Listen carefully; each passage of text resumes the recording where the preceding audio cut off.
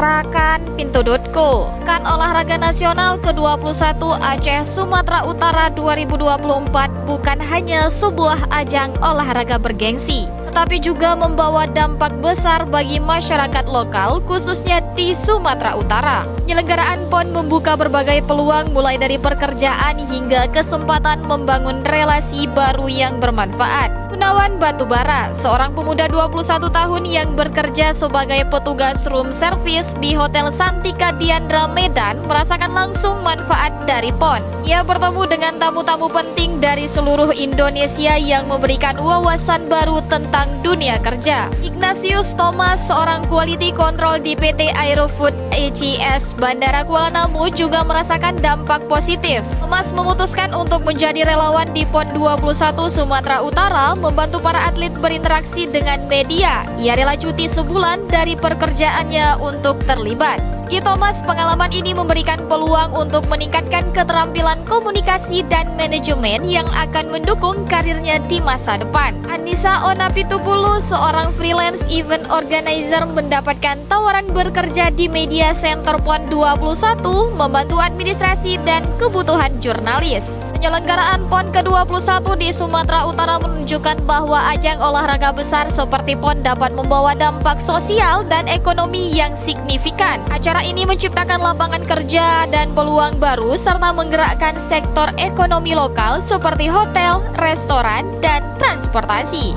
Mau tahu berita terupdate tentang Aceh? Baca berita selengkapnya di Pintu.co.